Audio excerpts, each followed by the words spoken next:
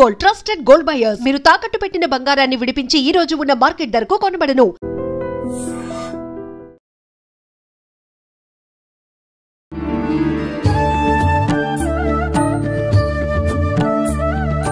నమస్కారం, welcome to I dream. ధర్మ మార్గం కార్యక్రమానికి స్వాగతం. నేను మీ విజిత. ప్రస్తుతం మనతో పాటు ఉన్నారు మనందరికీ ఎంతో సుపరిచితులు, మీ అందరికీ చాలా సుపరిచితులు, డాక్టర్ బ్రహ్మశ్రీ డాక్టర్ కాకునూరి సూర్యనారాయణ మూర్తి గారు. ఇప్పుడు గురుగారితో మాట్లాడి చాలా మంచి మంచి విషయాలు మాట్లాడుకుందాం. నమస్కారం గురుగారు. నమస్కారం అమ్మాయి.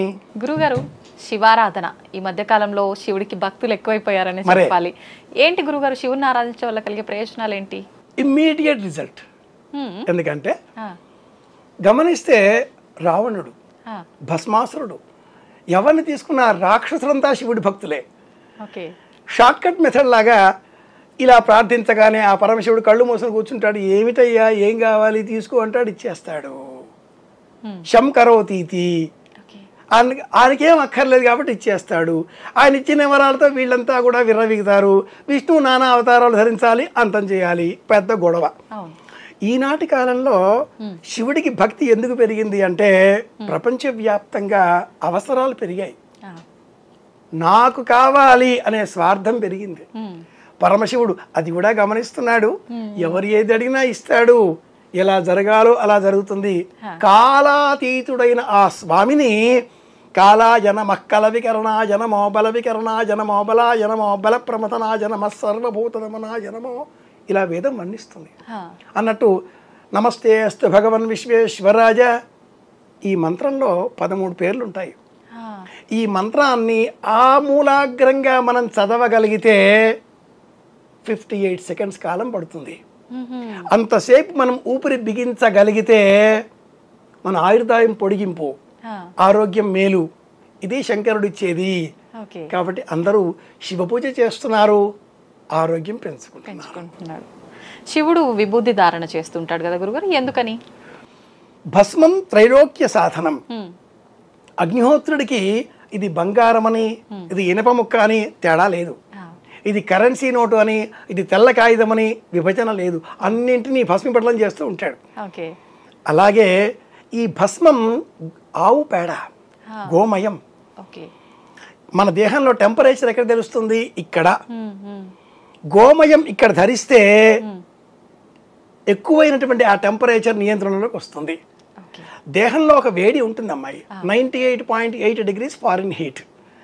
ఈ 98.8 పెరిగినా 108 రావాలి, తగ్గినా 108 రావాలి. ఆ పెరగకుండా తగ్గకుండా చేసేటటువంటి కంట్రోలింగ్ ఫ్యాక్టరు భస్మం. కనుకనే భస్మం ధరించాలి. చర్మం వ్యాధులు రాకుండా చేసేటటువంటి లక్షణం గోమయానికి ఉంది. కనుక ఈ భస్మం గోమయంతో చేసింది అయి ఉండాలి, కనుక ధరించాలి. కొంతమంది నోట్లో కూడా వేసుకుంటారు కదా గురుగారు, రకరకాలుగా. తీర్థం ఇస్తే అలా పుచ్చుకోవాలి, అంతేగాని నెత్తికో కంఠానికో రాచుకోకూడదు, కడుపుకో రాచుకోకూడదు. ఎక్కువైపోతుంది. Excess of anything is injurious to health. చాదస్తం అనొచ్చా గురుగారు ఇదంతా? ఛందస్సు అంటే నియమం.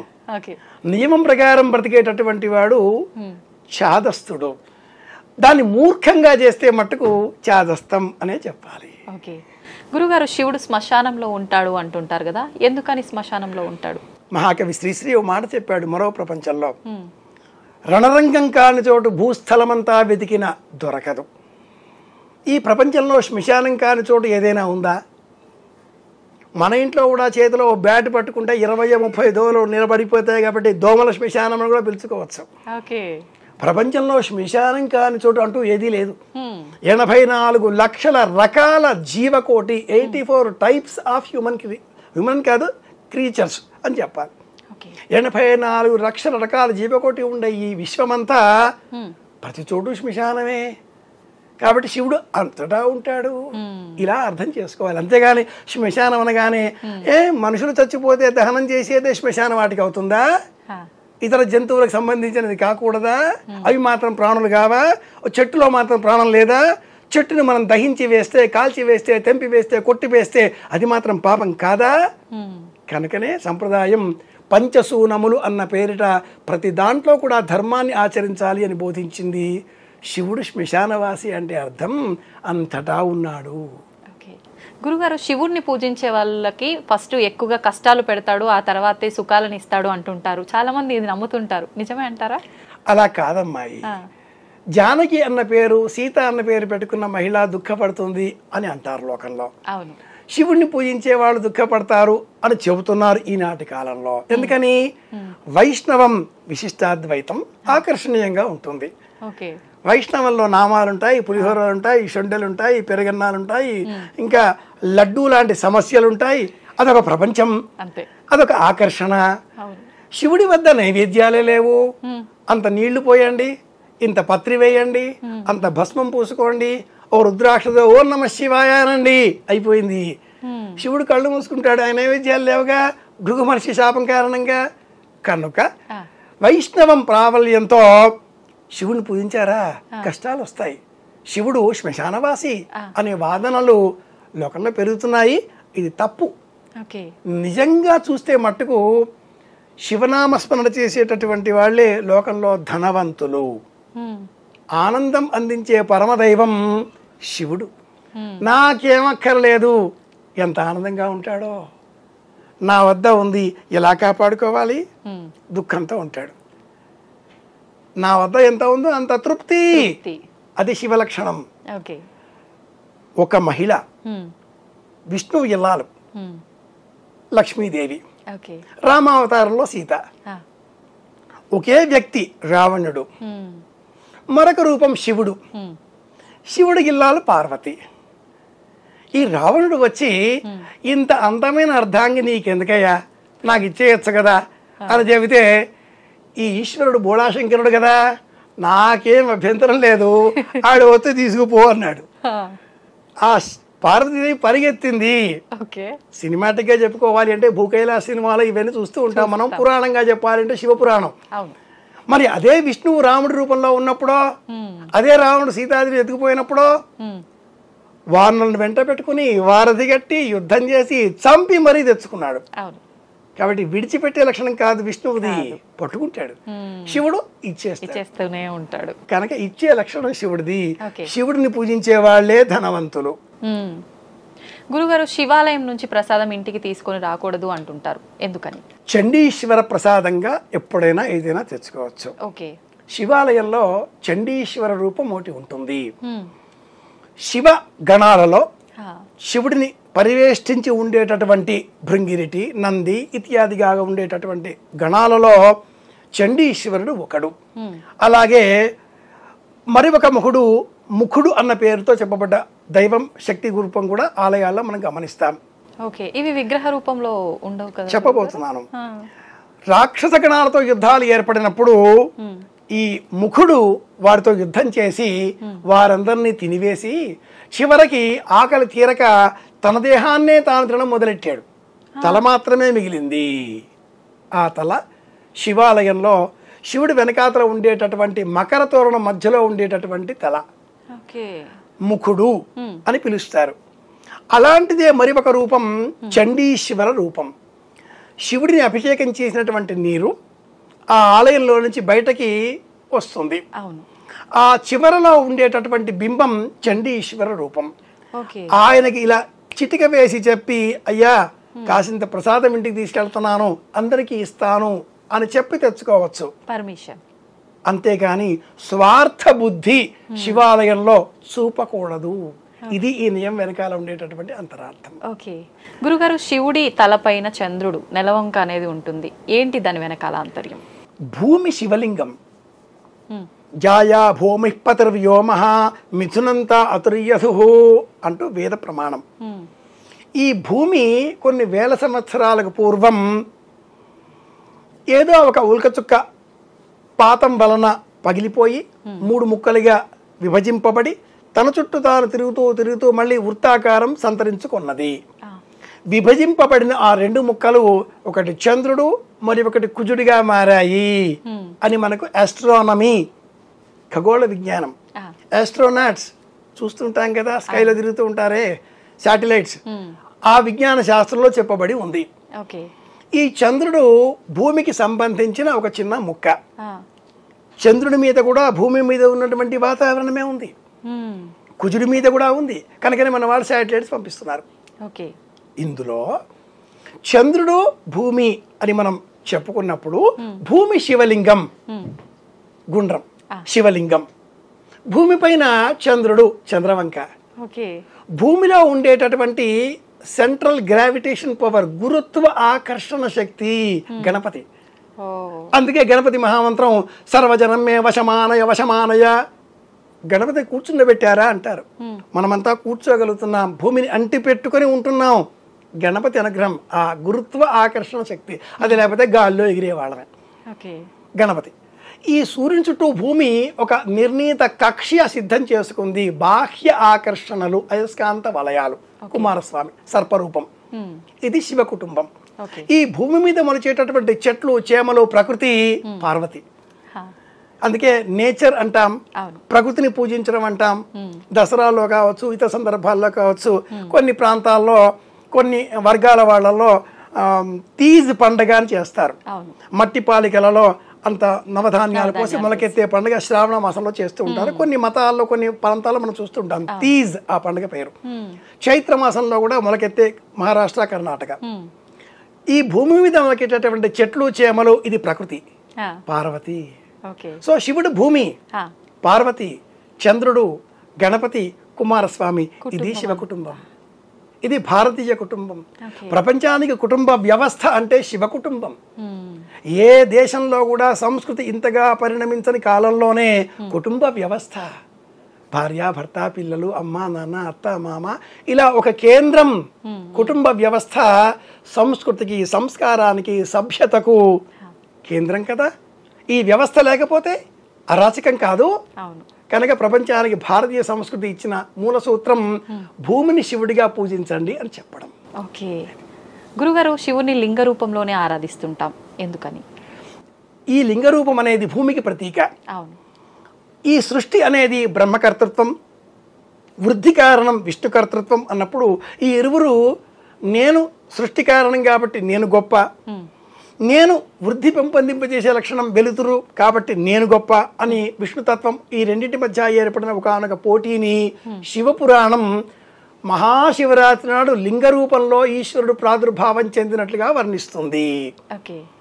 ఒక జీవి ప్రాణం పోసుకోవాలి అంటే ఒక విత్తనం, భూమి కావాలి, నీరు కావాలి, వెలుతురు కావాలి, గాలి కావాలి, సమయం కావాలి. సమయం అది శివరూపం. ఇమ్మీడియట్ గా మనం ఒక విత్తనం మీద అంత మట్టి పోసి, ఇంత నీరు పోసి, అంత లైట్ వేసి, ఇంత తేజస్సు, ఏదో అయస్కాంతమో మరింకేదో ఏమైంది, మొలకెత్తదా? ఎందుకు మొలకెత్తుతుంది? It takes its own time. ఆ కాల రూపమే శివతత్వం. అందుకే కాలాయన మక్కలవికరణాయనమో, ఇది వేద ప్రమాణం. కనుక శివరూపం ఎప్పుడు మహాశివరాత్రి నాడు, మాఘమాసం కృష్ణపక్షం త్రయోదశితో కూడిన చతుర్దశి మహాశివరాత్రి అని పురాణాలు చెబుతాయి. నిజానికి శివరాత్రి 5: నిత్య శివరాత్రి, యోగ శివరాత్రి, పక్ష శివరాత్రి, మాస శివరాత్రి, మహాశివరాత్రి. ఆలోచించే శక్తి గలవాడికి ప్రతిరోజు శివరాత్రే. ఓకే గురుగారు, శివరాత్రి అనేసరికి నాకు కార్తీక మాసం గుర్తొచ్చింది.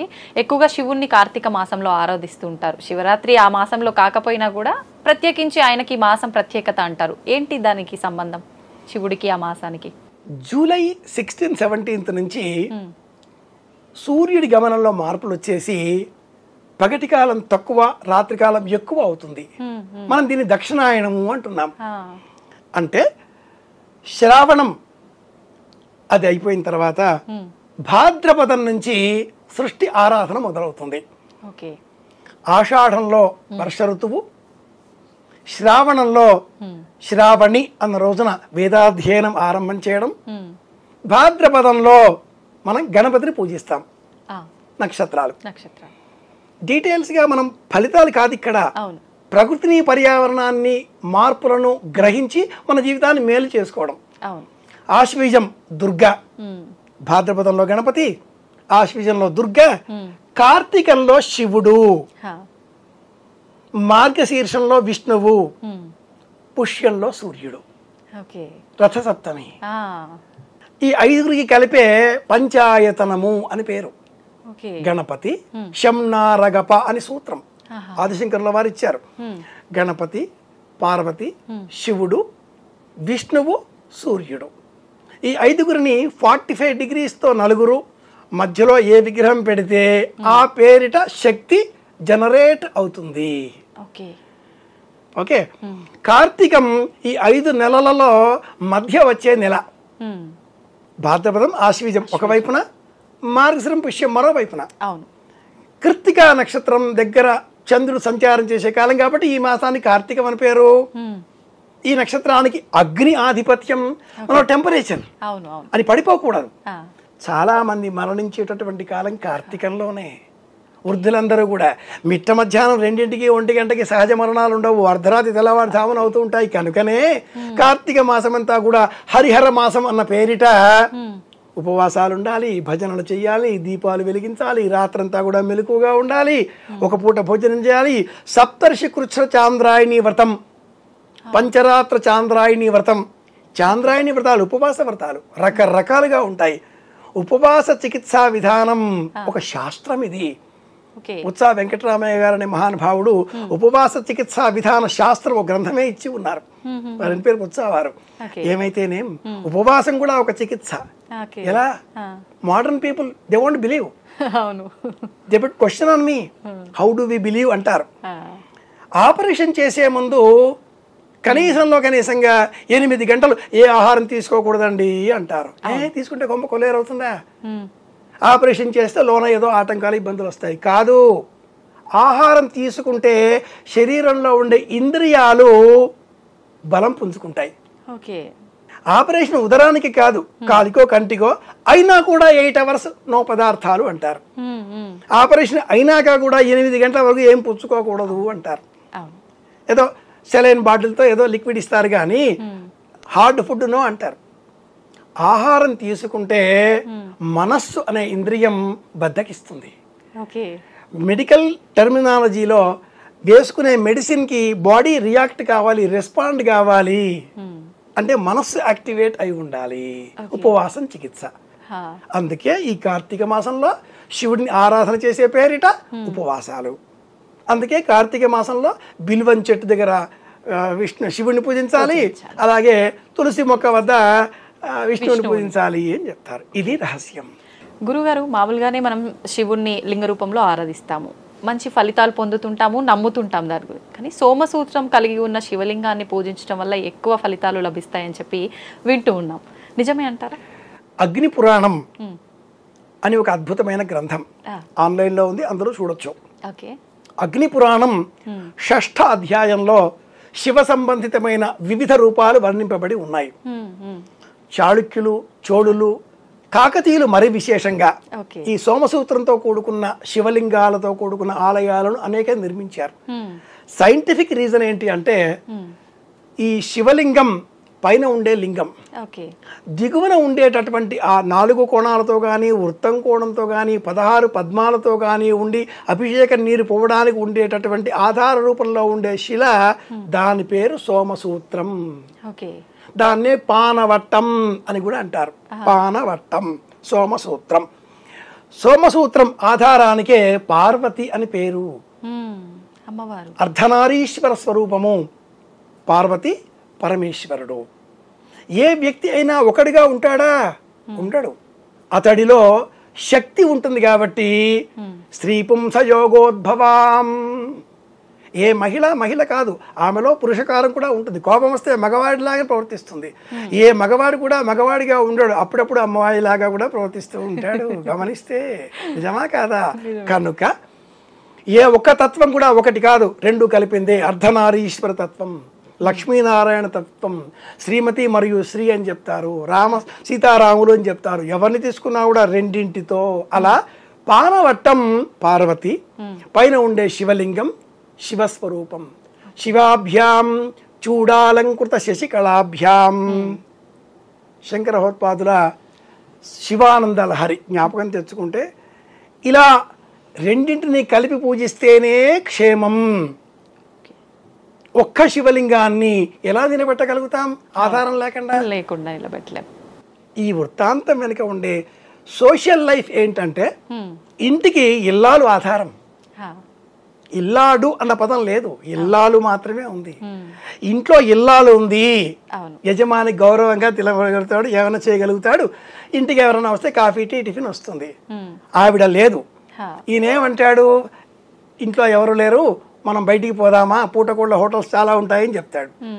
ఇల్లు అన్న క్షేత్రం ఉండాలి, పానవట్టం పార్వతి ఉండాలి.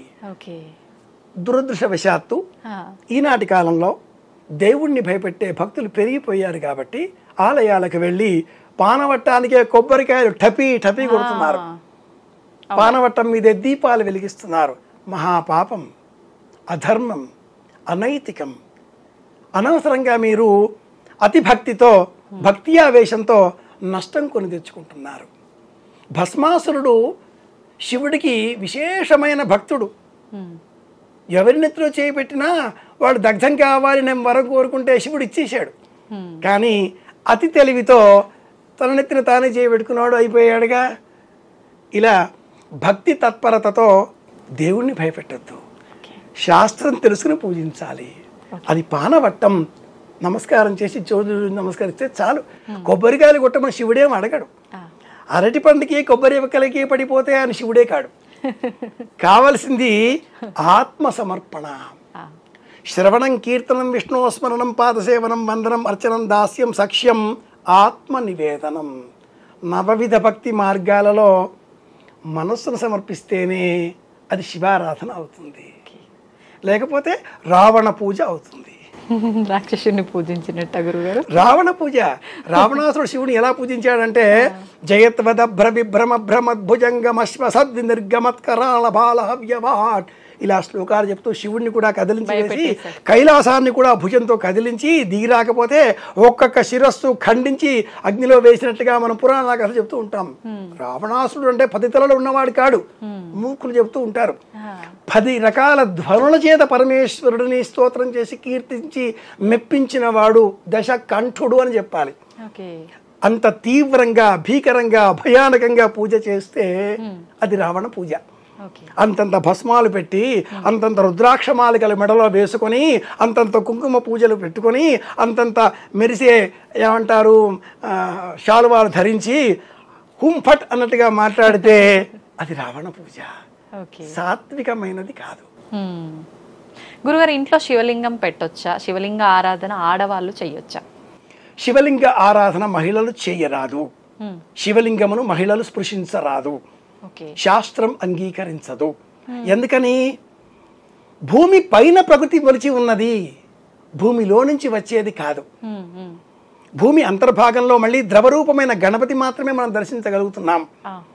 భూమి అంతర్భాగంగా ఉండే మరి ఒక భూఖండం కరిగి ద్రవ రూపంలో యాంటీ క్లాక్ వైజ్గా తిరుగుతూ ఉండే నేపథ్యంలో పై భాగం క్లాక్ వైజ్గా, లోపలి భాగం యాంటీ క్లాక్ వైజ్గా జరిగే ఫ్రిక్షన్లో ఫిజిక్స్ ఫార్ములా, అందువల్ల ఈ భూమి తిరుగుతోంది. తన చుట్టూ తాను, సూర్యుని చుట్టూ 1 డిగ్రీ పక్కకు జరిగి ఇలా భూమికి 3 చలనాలు ఉన్నాయి. ఇందులో మహిళా రూపం శక్తి రూపం. శక్తి ప్రదర్శితం కాదు, శివలింగం ప్రదర్శితం అవుతున్నది కనుక స్పృశించరాదు అని శాస్త్రం. కానీ ఇంటిలో ఎవరి పని వాళ్ళు చెయ్యాలి. భర్త చెయ్యలేని పక్షంలో కుమారుడు, మగపిల్లలు, ఇంటిలో ఉండేవాళ్ళు చెయ్యలేరు అనుకున్నప్పుడు ఆ శివలింగం పైన నీళ్లు పోయవచ్చు. స్పృశించి ఇలా నిమిరి భస్మం రాచి అలా చెయ్యకూడదు అంటుంది ఆచారకాండ. నిత్యకర్మానుష్ఠాన చంద్రిక అన్న గ్రంథంలో ఈ విషయానికి సంబంధించిన నిరూపణలతో కూడుకున్న శ్లోకాలు చూడవచ్చు. గురుగారు, చాలా వరకు ఆడవారు ఆలయాల్లోకి వెళ్ళినప్పుడు అమ్మవారైనా సరే, అయ్యవారైనా సరే పూలు తీసి పెట్టుకుంటుంటారు అక్కడివి. అలా శివలింగం పైన పెట్టిన పూలు ఆడవారు పెట్టుకోవచ్చు అంటారా?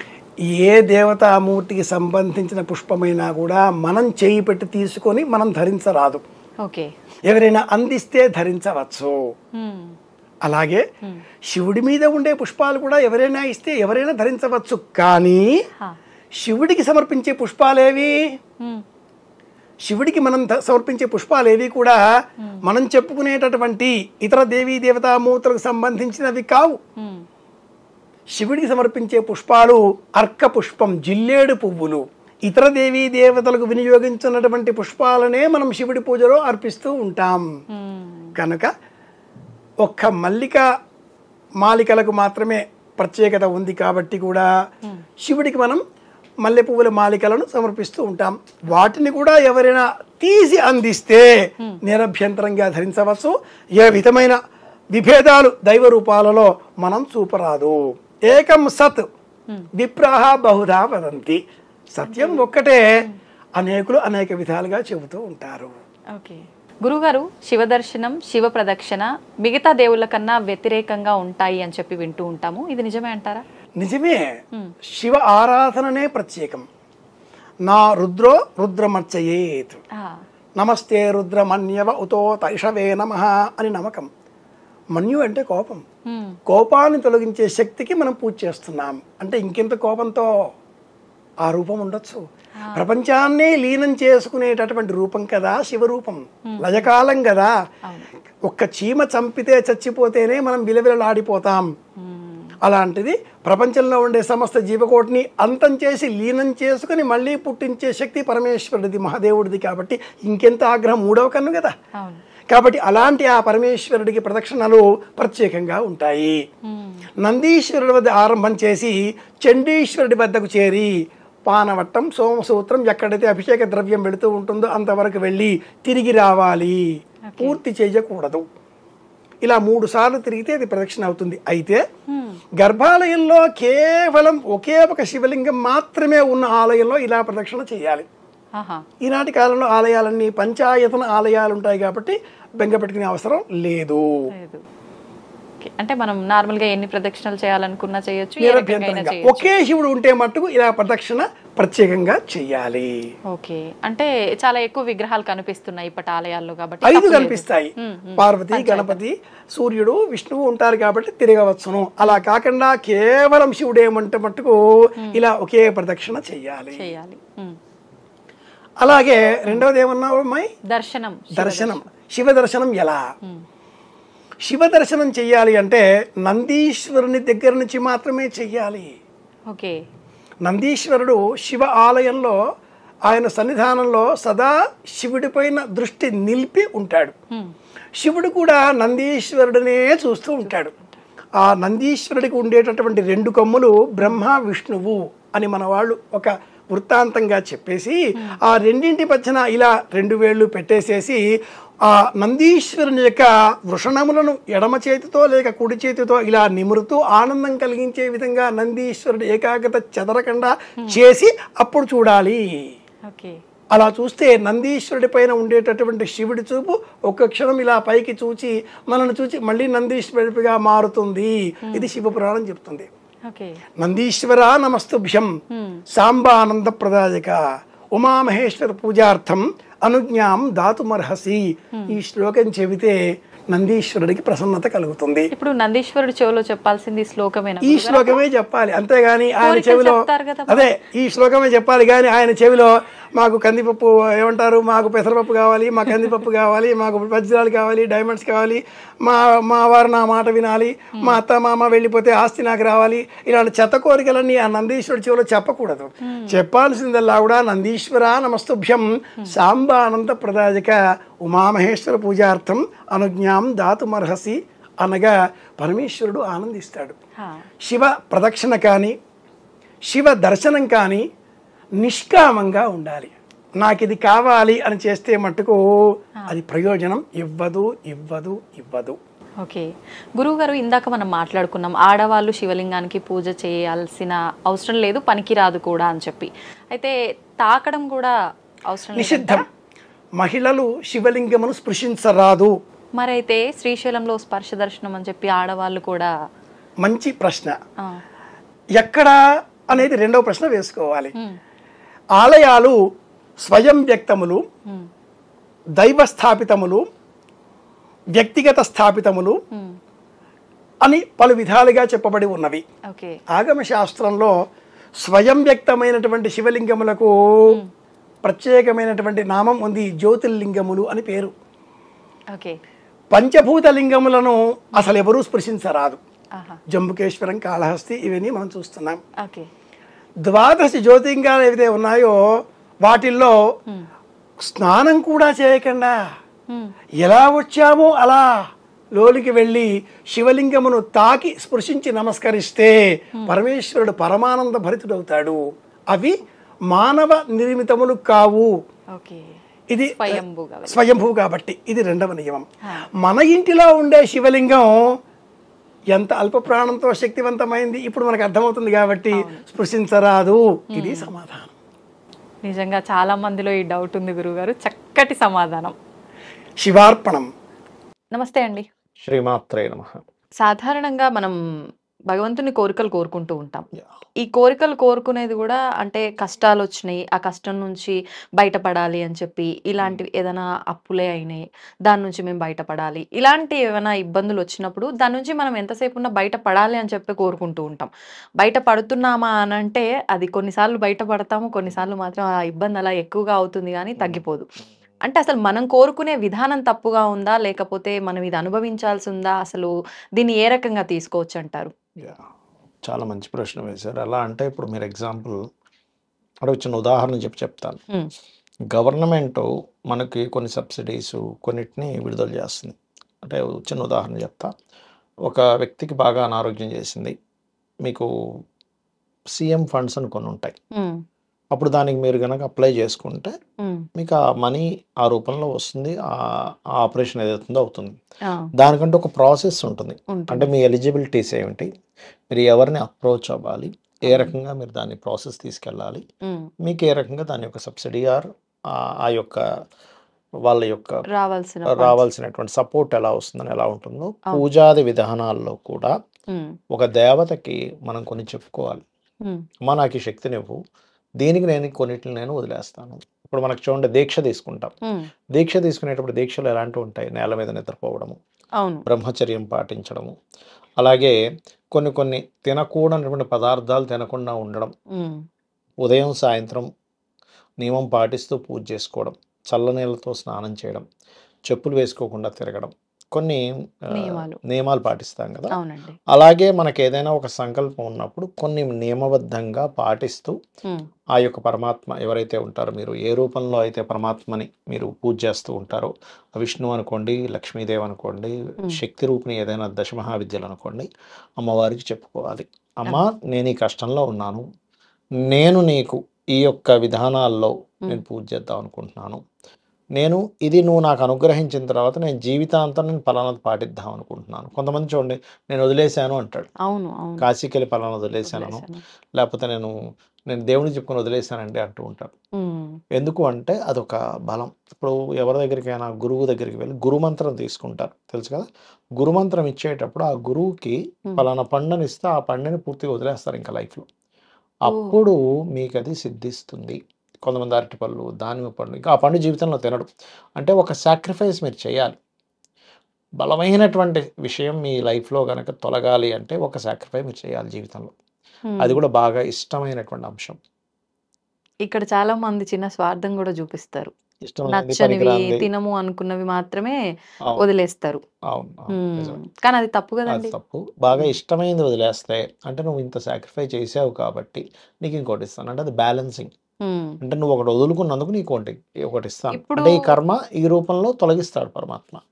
ఇప్పుడు కొన్నిసార్లు అంటే జీవితాంతం తినను అనడం కన్నా కూడా కొన్ని సంవత్సరాల పాటు అని కూడా చెప్పుకోవచ్చా? చెప్పొచ్చు. కాకపోతే ఏంటంటే ఇక్కడ కొన్ని సంవత్సరాల పాటు కూడా చెప్పుకోవచ్చు. ఎందుకంటే ఇప్పుడు 40 రోజులు దీక్ష, 40 రోజులు చేయట్లేదు మనం, 41 days 40 days సంథింగ్. అలాగే అలా కూడా చెప్పుకోవచ్చు. కాకపోతే మీకు అక్కడ ఏమవుతుందంటే మీకు తెలియకుండానే మనసులో ఒక బలపడుతుంది దేవుడి మీద ఉండేటువంటి విశ్వాసం. మనం ఏదైనా ఒకటి అనుకోని చేస్తున్నప్పుడు విశ్వాసం మనకు బలపడుతుంది. చూడండి, లేదు కొన్ని ఉంటాయి, ఈ కామ్యం నెరవేరడానికి ఈ పువ్వులతో చేయాలి, ఉమ్మెత్త పువ్వులతో చేయాలి, గన్నేరు పువ్వులతో చేయాలని కొన్ని ఉంటాయి. కాళికా అమ్మవారిని చేసేటప్పుడు కానీ, తారాదేవిని చేసేటప్పుడు కానీ. ఎందుకు అంటే ఆ పర్టికులర్ అవి పట్టుకొని చేసినప్పుడు ఎస్ దీంతోనే అవుతుంది. ఇప్పుడు చూడండి, మనం ఏదైనా ఒక సాఫ్ట్వేర్ అప్లోడ్ చేయాలంటే కొన్ని డ్రైవ్స్, కొన్ని సాఫ్ట్వేర్స్ అవసరం పడుతుంది అది ఓపెన్ అవ్వాలంటే. ఎస్ ఈ సాఫ్ట్వేర్ అయితే ఓపెన్ అవుతుంది అంటాం. అంటే ఏమిటి, మనకి సాఫ్ట్వేర్లో కూడా మీకు ఫలానా సిస్టమ్ ఆ రకంగా పనిచేయాలి, ఆ యొక్క ఇవి చూపించాలి, ఆ యొక్క ఫ్యూచర్స్ మీకు రావాలంటే ఫలానా సాఫ్ట్వేర్ అలా అయితే అలాగే మనకి వాట్సాప్లో కూడా మనకి ప్లే స్టోర్లోకి వెళ్ళి ఫలానా అప్లికేషన్ అప్లోడ్ చేసుకుంటాం. అలాగే కొన్ని కామ్యాలు నెరవేరడానికి కొన్ని వస్తువులతో చేయవలసి వస్తుంది. ఓకే. కొన్ని దేవత దగ్గర కొన్ని మనం వదిలేసుకుంటానని చెప్పాల్సి వస్తుంది. కొన్ని ముందు రోజే చెప్పుకోవాల్సి వస్తుంది. రేపటి నుంచి నేను ఇది ప్రారంభిస్తున్నాను ముందు గురించి చెప్పుకోవాలి. అది దేవతలకి ఉంటుంది, పితృదేవతలకి ఉంటుంది. ఇప్పుడు చూడండి, ప్రతి సంవత్సరం ఆబ్దికం చేస్తుంటాం కదా. ముందు రోజు సాయంత్రం పూట బెల్లము, అరటిపళ్ళు, ఆకు, వక్క అవన్నీ పెట్టి పితృదేవతలకు నమస్కారం చేసుకుంటారు. ఆ రోజు ముందు రోజు ఉపవాసం ఉంటాడు. ముందు రోజు రాత్రి అంటే భోజనం చేయకుండా టిఫిన్ లాంటివి చేసి నెక్స్ట్ డే ఆ కార్యక్రమం చేస్తాడు. అలా ముందుగా చెప్పుకొని మీరు గనక ఏదైనా సాక్రిఫై చేస్తూ చేయగలిగితే, ఖచ్చితంగా మీరు నిష్టగా చేయగలిగితే రోజు. ఇంకోటి ఏంటంటే కొన్ని తీరడానికి ఒక మంత్రం గురువు గారి దగ్గర తీసుకున్నప్పుడు 40 days ఖచ్చితంగా చేయాలి. మీరు మధ్యలో కనుక ఎక్కడైనా ఆపేస్తే మళ్ళీ ఇంకోసారి మంత్రం తీసుకొని మళ్ళీ 40 days చేయాల్సి వస్తుంది. లైన్ కట్ అయిపోతుంది. కొన్ని దేవతామూర్తులు ఎలా ఉంటాయంటే ఉగ్ర సంబంధించినవి, ఆ లైన్ కంటిన్యూస్ వెళ్తూ ఉంటుంది, అది కట్ అయిపోతుంది. అంటే ఇది ఒక గాలిపటం ఎగరేస్తున్నాం, అక్కడ కట్ చేసాం, అది ఎగిరిపోయింది. ఇంకా మళ్ళీ మీరు ఇంకో గాలిపటం కట్టుకుని ఎగరేయాల్సిందే. అంతేగాని ఇక్కడ మామూలుగా దారాన్ని వదులుతారండి గాలిలో కంటే, ఇది పోయి దానికి ఏం కనెక్ట్ అవ్వదు. మరి ఇది ఆడవాళ్ళకి మినహాయింపా అండి? లేదండి, అందరికీ ఒకటే. మరి అట్లా ఎట్లా కుదురుతుంది వరుసగా 41 days అంటే? అర్ధమండలం చేస్తారు వాళ్ళు స్త్రీలు. అందుకే మెచ్యూర్ అవ్వకముందు కానీ వాళ్ళకి ఇవి ఆగిపోతాయి చూసారు, ఒక 50 years ఆ ఏజ్, దాని తర్వాత చేస్తారు చాలా మంది. అందుకే చేస్తారు. మీరు కౌలాచార, వామాచార పద్ధతుల్లో అయితే ఆ రోజుల్లోనే ఎక్కువ చేస్తారు. ఆ పద్ధతులు వేరు. ఆ రోజుల్లోనే ప్రత్యేకంగా కూర్చుంటారు, ఆ రోజుల్లోనే చేస్తారు. కానీ అది సాత్విక పూజా విధానం కాదేమో కదా? కాదు, అది వేరు. అంటే ఏంటంటే దాని అర్థం ఏమిటంటే మీరు ఆ యొక్క సమయంలో కూడా భగవంతుడిని స్మరిస్తున్నారు. ఇప్పుడు కొన్ని ఉచ్చిష్ట సంబంధించినవి ఉంటాయి. ఉచ్చిష్ట గణపతి, ఉచ్చిష్ట చాండాలి, మాతంగి, ఇట్లా ఉంటాయి కొన్ని. ఆ ఉచ్చిష్ట సంబంధించినటువంటి అన్నీ కూడా వాళ్ళు తింటూ మంత్రం చదువుతారు, ఎంగిల్ చేతితో మంత్రం చదువుతారు. అంటే ఏమిటంటే అక్కడ అర్థం, నువ్వు తినేటప్పుడు కూడా నీకు కనీసం ఫుడ్ మీద టేస్ట్ కాకుండా అమ్మవారి మీద ఏముంది నీ ధ్యాస అని చెప్పడం.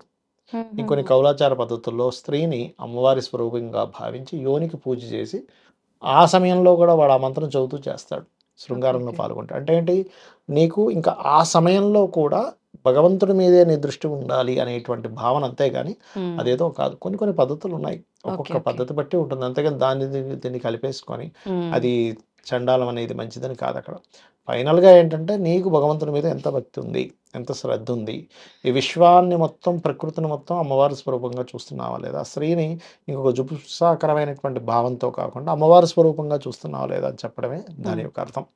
అంతేగాని ఇంకోటి ఏదో నాకేదో వచ్చేయాలని చేయడం అది కాదు అక్కడ.